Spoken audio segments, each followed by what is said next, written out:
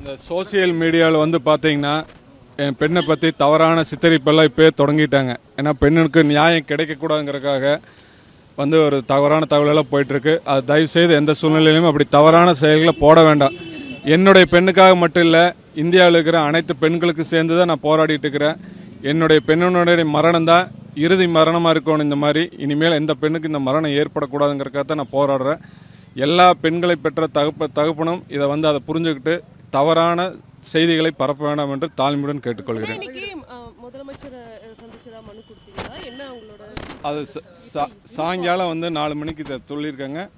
பார்த்துட்டு நான் உங்களுக்கு நான் சரியான தகவல் பூராமே சொல்கிறேன். இப்போ என்ன நீங்கள் வைக்கக்கூடிய கோரிக்கை என்ன? அது எல்லாமே முதல்ல சொல்லியிருக்கேங்க. அதாவது வந்து பெண் இறந்ததுக்கு சாதாரண வழக்கு தான் பதிவு பண்ணியிருக்காங்க. பெண் ஆடியோவிலேயே உங்களுக்கு எல்லாமே சொல்லியிருக்கா, எல்லா விஷயத்தையும் சொல்லியிருக்கா. அதுக்குண்டான எந்த விதமான உட்பிரிவுகளும் போடல. அதை வந்து போட சொல்லி எல்லா செக்ஷனும் போட சொல்லி கண்மையாக கண்டிக்கணுங்கிறக்காக தான் இப்போ வந்து முதன்மை செயலாளர் கொடுக்குறக்காக வந்திருக்கோம்.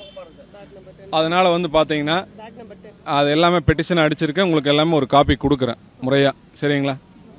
நன்றி. சரி, தயவுசெய்து இதை வந்து வெளியுலகத்துக்கு கொண்டு போங்க. அப்போ தான் இதை வந்து எங்கள் பெண்ணுக்கு மட்டும் இல்லை, தமிழ்நாட்டில் எந்த ஒரு பெண்ணுக்கும் இப்படி ஒரு கொடுமை நடக்கக்கூடாது. 300 பவுன் நகை போட்டு 72 லட்ச ரூபாய்க்கு காரை வாங்கி கொடுத்து 2 கோடி ரூபா செலவு பண்ணி கல்யாணம் நடத்தி கொடுத்து ஒரு பெண் வந்து வாக்குமூலம் கொடுத்துருக்குறாங்க வாட்ஸ்அப்பில். அந்த வாக்குமூலம் தமிழ்நாடு ஃபுல்லாக பரவி இருக்குது. அப்படி இருந்தும் ஒரே ஒரு செக்ஷனில் பதிவு பண்ணி இருக்கிறது வந்து மிகப்பெரிய ஒரு வேதனையாக இருக்கிறது. கண்டிப்பாக தமிழக முதலமைச்சர் மீது எங்களுக்கு 100% நம்பிக்கை இருக்கின்றது.